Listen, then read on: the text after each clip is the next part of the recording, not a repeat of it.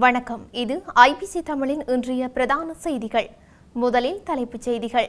செம்மணி மனித புதைகுழி விவகாரத்தில் அரசின் சதி அம்பலப்படுத்தும் அர்ச்சுனா எம்பி. ஈரான் எடுக்கப் போகும் அதிரடி முடிவு, உலக நாடுகளுக்கு விடுக்கப்பட்டுள்ள எச்சரிக்கை. அரசியல்வாதிகளின் முகவரியாக மாறப்போகும் மெகசின் சிறைச்சாலை. யாழ்ப்பாணம் வந்த சரிகம குழுவினர் நல்லூர் கோயிலுக்கு விஜயம். தேங்காய் தட்டுப்பாட்டிற்கு தீர்வு, யாழில் முன்னெடுக்கப்பட உள்ள நடவடிக்கை. பெட்ரோல் தட்டுப்பாடா, இலங்கை பெட்ரோலிய கூட்டுத்தாபனத்தின் விசேட அறிவிப்பு. யாழ்ப்பாணம் வலிவடக்கில் காணிகளை விடுவிக்க கோரி கவனஈர்ப்பு போராட்டம். நேற்றைய தினம் வீசிய மழையுடன் கூடிய பலத்த காற்று காரணமாக யாழில் 45 குடும்பங்கள் பாதிப்பு. வடக்கு தென்னை முக்கோண வளர்ச்சிக்கு திட்டமிட்ட முன்னேற்றம், இலவச கன்றுகள் வழங்கல் ஆரம்பம். நோபல் பரிசை ட்ரம்ப் மறந்துவிட வேண்டியதுதான், ரஷ்ய முன்னாள் ஜனாதிபதி கிண்டல். தொடர்பான விரிவான செய்திகள். ஐநா மனித உரிமை ஆணையாளர் வேல்கர் டர்க் இன்று இலங்கை வரவுள்ள நிலையில் அவரை வடக்கு பகுதிக்கு வரவிடாமல் செய்ய சதி நடவடிக்கை முன்னெடுக்கப்பட்டுள்ளதாக நாடாளுமன்ற உறுப்பினர் அர்ச்சுனா ராமநாதன் தெரிவித்துள்ளார். செம்மணி மனித புதைகுழி நீதி வேண்டி அணையா தீபம் ஏற்பட்டு போராட்டம் ஒன்று இன்று முன்னெடுக்கப்பட்டுள்ளது. இப்போராட்டமானது அரசியலை தாண்டி எங்கள் உறவுகளுக்காக நடக்கின்ற போராட்டம். ஏனெனில் ஐக்கிய நாடுகள் சபையின் மனித உரிமைகள் ஆணையாளர் வால்கர் டர்க் இலங்கைக்கு வர உள்ளார். முன்னதாக 2011ஆம் ஆண்டு 2016ஆம் ஆண்டு ஐநா மனித உரிமைகள் ஆணையாளர் இலங்கைக்கு வந்திருந்தார். இதில் 2016ஆம் ஆண்டு ஆணையாளரை வட பகுதிக்கு வரவிடாமல் செய்திருந்தனர். அப்போதைய நல்லாட்சி அரசாங்கமும் அதற்கு முட்டுக் கொடுத்தவர்களும் இனப்படுகொலை நடக்கவில்லை என்றே கூறிவிட்டனர். இதன் காரணமாக அவர் அப்போது வடக்கு பகுதிக்கு வந்திருக்கவில்லை. மனித உரிமைகள் ஆணையாளர் வேல்கர் டர்க் மீளமும் இன்று இலங்கை வருகிறார். இம்முறையும் மனித உரிமைகள் ஆணையாளரை வடக்குக்கு வரவிடாமல் செய்ய உச்சக்கட்ட முயற்சிகள் எடுக்கப்பட்டுள்ளதாகவும் எம்பி குறிப்பிட்டுள்ளார். ஆனால் புலம்பெயர் தமிழர்கள் கட்டாயம் யாழ்ப்பாணம் செல்ல வேண்டுமென்ற ஒரு நிலைமைக்கு கொண்டு வந்துள்ளனர். இந்த நிலையில் நாளைய நாடாளுமன்றத்தில் கட்சித் தலைவர்கள் மாத்திரம் சந்திக்கும் கூட்டம் ஒன்று ஏற்பாடு செய்யப்பட்டுள்ளது. இதில் ஸ்ரீதரன் ஐயா மற்றும் செல்வம் அடைக்கலநாதன் ஐயா உள்ளிட்டவர்களும் கலந்து கொள்வார்கள் என எதிர்பார்க்கப்படுகிறது. இந்த சந்திப்பில் முள்ளிவாய்க்காலில் நடந்தது இனப்படுகொலைதான் என்பதை அவர்கள் மனித உரிமை ஆணையாளரிடம் கூற உதவி செய்ய வேண்டும். இதனிடையே நாளைய தினம் என்னை நாடாளுமன்றம் செல்லவிடாமல் தடுக்க உச்சக்கட்ட முயற்சிகள் எடுக்கப்பட்டுள்ளன. எனினும் நான் கண்டிப்பாக நாடாளுமன்றம் சென்று அந்த கூட்டத்தில் கலந்து கொள்வேன். இதன்போது தமிழர்களுக்கு எதிராக நடத்தப்பட்ட அனைத்து இனப்படுகொலை சம்பவங்களும் எழுத்து மூலம் அறிவிக்கப்படும் என்பதுடன் அதற்கான முழு ஆவணங்களும் தயார்படுத்தப்பட்டுள்ளன. எனினும் அதை கொடுக்கக்கூடாது எனவும் இதனை தடுக்கும் முயற்சிகளும் எடுக்கப்பட்டுள்ளதாக அர்ச்சுனா ராமநாதன் எம்பி தெரிவித்துள்ளார். ஹார்முஸ் வளைகுடா மூடப்பட்டால் எண்ணெய் மற்றும் எரிவாயு விலைகள் உயரக்கூடும் என்று கோல்ட்மேன் சாக்ஸ் வங்கி கடுமையான எச்சரிக்கையொன்றை விடுத்துள்ளது. அமெரிக்காவின் தாக்குதலை தொடர்ந்து ஈரான் உலக கச்சா எண்ணெய் போக்குவரத்தின் முக்கிய பங்காக உள்ள ஹார்முஸ் நீரிணையை மூட முடிவு செய்துள்ளது. உலகம் முழுவதுமாக 20% கச்சா எண்ணெய் இந்த நீரிணை வழியாகத்தான் பல்வேறு பகுதிகளுக்கு கப்பலில் கொண்டு செல்லப்படுகிறது. இது உலகின் மிக முக்கியமான எரிசக்தி வழித்தடங்களில் ஒன்றாகும். 2025ஆம் ஆண்டு 4ஆம் காலாண்டில் சராசரியாக $95 நிலைத்திருக்கும் என கோல்ட்மேன் கணித்துள்ளது. ஈரான் பாராளுமன்றம் அந்த முடிவுக்கு ஆதரவு தெரிவித்துள்ளதாகவும் இறுதியான முடிவை ஈரான் தேசிய பாதுகாப்பு மன்றம் எடுக்கும் எனவும் சர்வதேச ஊடகங்கள் தகவல் வெளியிட்டுள்ளன. ஈரான் தினமும் 1.75 மில்லியன் பரல்கள் அளவுக்கு எண்ணெய் வழங்குவதை நிறுத்தினால் 6 மாதங்களில் பிரெண்ட் எண்ணெயின் விலை பரலுக்கு $90 வரை உயரக்கூடும். ஈரானின் எண்ணெய் வழங்கல் தொடர்ந்தும் பாதிக்கப்பட்டால் விலை $90 உயர்ந்து பின்னர் $70 தொடக்கம் $80 வரை நிலைத்திருக்கும். அரசியல் குழப்பங்கள் தொடர்ந்தும் பெரும் நிலையில் முதலீடுகளில் இந்த உலகளாவிய சந்தை நிலவரங்களுக்கு தயாராக இருக்க வேண்டுமென கோல்ட்மேன் சாக்ஸ் வங்கி எச்சரித்துள்ளது. எதிர்காலத்தில் இந்த நாட்டில் உள்ள பெரும்பாலான அரசியல்வாதிகளின் முகவரியாக மெகசின் சிறைச்சாலை மாறக்கூடும் என அமைச்சர் ராமலிங்கம் சந்திரசேகர் தெரிவித்துள்ளார். ஊழல் குற்ற செயற்பாடுகளில் ஈடுபட்ட அரசியல்வாதிகளின் முகவரியாக மெகசின் சிறைச்சாலை மாறி வருகிறது. கடந்த காலங்களில் மோசடிகளில் ஈடுபட்டவர்களுக்கு எதிராக நடவடிக்கை எடுக்கப்பட்டு வருகிறது. ஒவ்வொருவராக சிறைச்சாலைக்கு செல்கின்றனர். மக்களின் படத்தை கொள்ளையடித்துள்ளனர். கடந்த ஜனாதிபதிகள் கூட 2 சம்பளங்களை பெற்று வந்துள்ளனர். எம்பிக்களாக இருந்தவருக்குரிய சம்பளத்தையும் பெற்றனர். ஜனாதிபதிக்குரிய சம்பளத்தையும் பெற்றனர். ஆனால் எமது ஜனாதிபதி அவ்வாறு செய்வதில்லை. ஜனாதிபதி மாளிகை கூட நிராகரித்துள்ளார். எமது அமைச்சர்கள் பிரதியமைச்சர்களும் அப்படித்தான். எந்த ஒரு சலுகையையும் பெறவில்லை. நாடாளுமன்ற உறுப்பினர்களுக்குரிய சம்பளத்தை மட்டுமே பெறுகிறோம் என்றார். யாழ்ப்பாணத்திற்கு வருகை தந்துள்ள பிரபல தொகுப்பாளினி அர்ச்சனா மற்றும் சரிகம லிட்டில் சாம்ஸின் சீசன் 4 டைட்டில் வின்னரான திவினேஷ் உட்பட்ட பாடகர்கள் இன்று நல்லூர் கோயிலுக்கு விஜயம் மேற்கொண்டுள்ளனர். யாழில் நேற்று நடைபெற இருந்த இசை நிகழ்வில் பங்கேற்பதற்காக ஜீ தமிழ் தொலைக்காட்சி சரிகம பாடகர்கள் யாழ்ப்பாணத்திற்கு வருகை தந்துள்ளனர். குறித்த குழுவினர் பலாலி விமான நிலையம் ஊடாக நேற்று முன்தினம் யாழ்ப்பாணத்திற்கு வந்துள்ளனர்.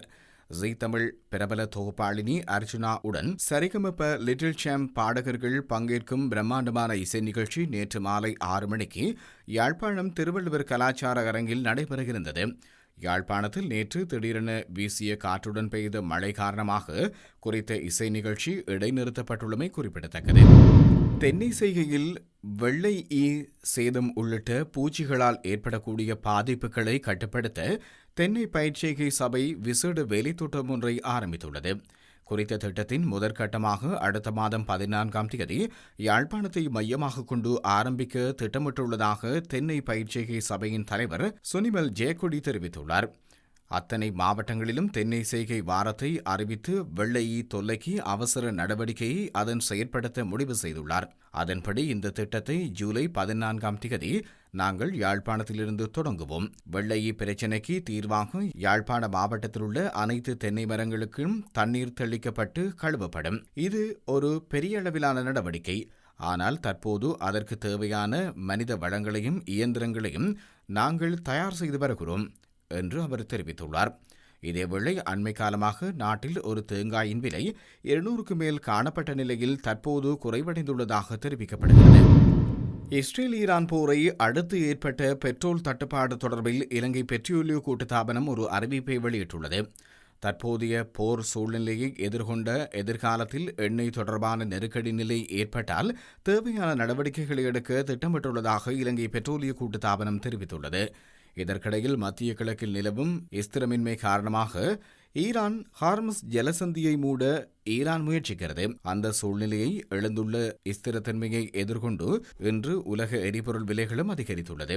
இந்த நிலையில் தொடருமானால் எதிர்காலத்தில் எண்ணெய் விலை மேலும் அதிகரிக்கக்கூடும் என்று ஆய்வாளர்கள் கணித்துள்ளனர். தற்போதைய நிலைமை குறித்து உள்நாட்டு சந்தையில் எண்ணெயின் விலை இந்த நேரத்தில் எந்த மாற்றமும் இருக்காது என்று இலங்கை பெட்ரோலிய கூட்டுத்தாபனம் தெரிவித்துள்ளது.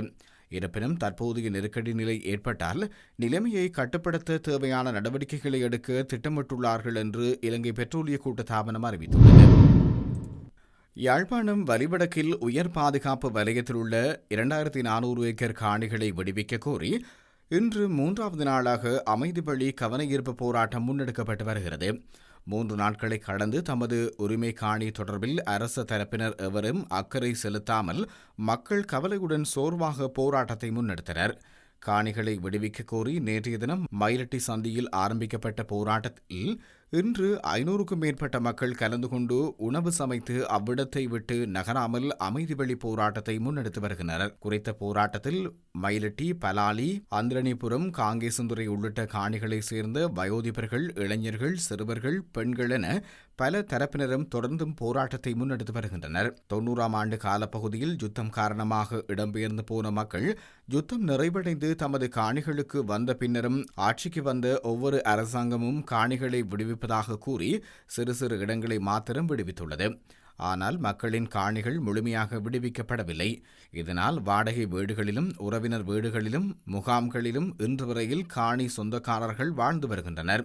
பாதுகாப்பு காரணங்களுக்காக காணிகள் வைத்திருப்பதாக கூறுகின்ற இராணுவம் தற்போது மக்கள் நிம்மதியாக வாழக்கூடிய சூழலை உருவாக்கிய நிலையும் அவர்களின் காணிகளை விடுவிக்காமல் வைத்திருப்பது மக்களை தொடர்ந்தும் அகதிகளாகவே வாழும் நிலைக்கு உட்படுத்துவதாக தாம் உணர்வதாக போராட்டக்காரர்கள் தெரிவித்துள்ளனர். எனவே தமிழ் மக்கள் மத்தியில் அதிக அக்கறை கொண்டுள்ளோம் என கூறுகின்ற புதிய அரசாங்கம் குறித்த போராட்டம் தொடரும் என போராட்டக்காரர்கள் தெரிவித்தனர். நேற்றைய தினம் வீசிய மழையுடன் கூடிய பலத்த காற்று காரணமாக யாழில் 45 குடும்பங்கள் பாதிப்பு. நேற்றைய தினம் வீசிய மழையுடன் கூடிய பலத்த காற்று காரணமாக யாழ்ப்பாணத்தில் 45 குடும்பங்களைச் சேர்ந்த 159 பேர் பாதிக்கப்பட்டுள்ளதாக யாழ்ப்பாண மாவட்ட அனர்த்த முகாமைத்துவ பிரிவின் பிரதி பணிப்பாளர் சூரியராஜா தெரிவித்துள்ளார். அந்த வகையில் கோப்பாய் பிரதேச செயலகர் பிரிவில் 2 குடும்பங்களைச் சேர்ந்து 10 பேர் பாதிக்கப்பட்டுள்ளதுடன் 2 வீடுகள் பகுதியளவில் சேதமடைந்துள்ளன.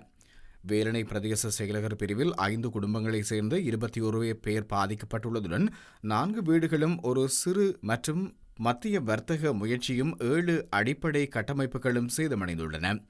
ஊர்காவற்துறை பிரதேச செயலகர் பிரிவில் 11 குடும்பங்களைச் சேர்ந்து 37 பேர் பாதிக்கப்பட்டுள்ளதுடன் 9 வீடுகளும் ஒரு அடிப்படை கட்டமைப்பும் சேதமடைந்துள்ளது. காரநகர் பிரதேச செயலகர் பிரிவில் 6 குடும்பங்களைச் சேர்ந்து 18 பேர் பாதிக்கப்பட்டுள்ளதுடன் 3 வீடுகள் பகுதியளவில் சேதமடைந்துள்ளது. சங்கானை பிரதேச செயலகர் பிரிவில் ஒரு குடும்பத்தைச் சேர்ந்து 4 பாதிக்கப்பட்டுள்ளதுடன் வீடு ஒன்றும் பகுதியளவில் சேதமடைந்துள்ளது. நல்லூர் பிரதேச செயலகர் பிரிவில் 2 குடும்பங்களைச் சேர்ந்த 2 பாதிக்கப்பட்டுள்ளதுடன் வீடு ஒன்றும் பகுதியளவில் சேதமடைந்துள்ளது. சண்டிலிப்பாய் பிரதேச செயலகர் பிரிவில் 2 சிறிய மற்றும் மத்திய முயற்சியாளர்கள் ஒரு அடிப்படை கட்டமைப்பு சேதமாக்கப்பட்டுள்ளது. யாழ்ப்பாண பிரதேச செயலகர் பிரிவில் 12 குடும்பங்களைச் சேர்ந்த 48 பேர் பாதிக்கப்பட்டுள்ளதுடன் 12 வீடுகளும் 2 அடிப்படை கட்டமைப்புகள் உட்பட சேதமடைந்துள்ளன. நெடுந்தீவு பிரதேச செயலகர் பிரிவில் 2 குடும்பங்களைச் சேர்ந்த 10 பேர் பாதிக்கப்பட்டுள்ளதுடன் 2 வீடுகளும் அடிப்படை கட்டமைப்பு ஒன்றும் பகுதியளவில் சேதமடைந்துள்ளது. மேலும் தெல்லிப்பளை பிரதேச செயலகர் பிரிவில் ஒரு குடும்பத்தைச் சேர்ந்த 2 பாதிக்கப்பட்டுள்ளதுடன் வீடு ஒன்றும் பகுதியளவில் சேதமடைந்துள்ளதாக அறிவித்துள்ளனர். ஜனாதிபதியின் வழிகாட்டலின் கீழ் வடக்கு மாகாணத்தில் தென்னை உற்பத்தியை வளர்க்கும் நோக்கில் கிளிநொச்சி, யாழ்ப்பாணம் மற்றும் முல்லைத்தீவு மாவட்டங்களை உள்ளடக்கிய தென்னை முக்கோண வலயத்திற்கு வலுவான செயல்திட்டம் ஆரம்பிக்கப்பட்டுள்ளது.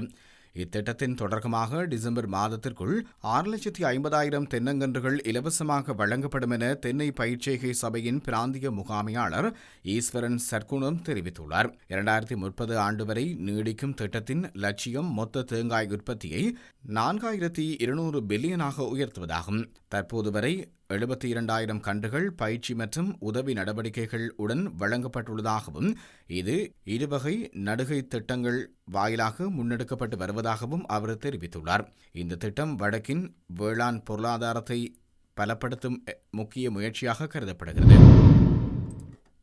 அமைதிக்கான நோபல் பரிசை ட்ரம்ப் மறந்துவிட வேண்டியதுதான் என்று தெரிவித்துள்ள ரஷ்யாவின் முன்னாள் ஜனாதிபதி உங்களுக்கு வாழ்த்துக்கள் என்று கிண்டலாக தெரிவித்துள்ளார். டொனால்டு டிரம்பின் செயலால் இஸ்ரேல் தாக்குதலுக்கு உட்படுத்தப்பட்டுள்ளது. அந்த நாட்டில் குண்டுவெடிப்புகள் நடக்கின்றன. மக்கள் அச்சத்தில் ஆழ்ந்துள்ளனர். எனினும் அமெரிக்கா தாக்குதலில் ஈரான் அரசு தப்பிவிட்டது. எல்லா வகையிலும் அது முன்பை விட வலுவடைந்துள்ளது.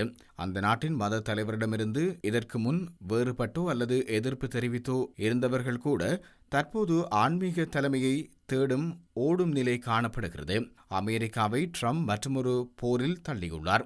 இஸ்ரேல் அமெரிக்காவின் நடவடிக்கை உலகம் முழுவதிலுமுள்ள பெருமளவான நாடுகள் எதிர்க்கின்றன. எனவே அமைதிக்கான நோபல் பரிசையும் ட்ரம்ப் மறந்துவிட வேண்டியதுதான் என கூறி உங்களுக்கு வாழ்த்துக்கள் என்று கிண்டலாக தெரிவித்துள்ளார். இதேவேளை தான் என்ன செய்தாலும் நோபல் பரிசு கிடைக்காது என அமெரிக்க ஜனாதிபதி ட்ரம்ப் கவலையுடன் தனது ட்ரூத் சமூக வலைதள பக்கத்தில் தெரிவித்துள்ளார். இத்துடன் இன்றைய பிரதான செய்திகள் நிறைவடைகின்றன. தொடர்ந்தும் செய்திகளை அறிந்து கொள்ள IBC தமிழ் நியூஸ் என்ற எமது யூடியூப் பக்கத்தினூடாக இணைந்திருங்கள். நன்றி.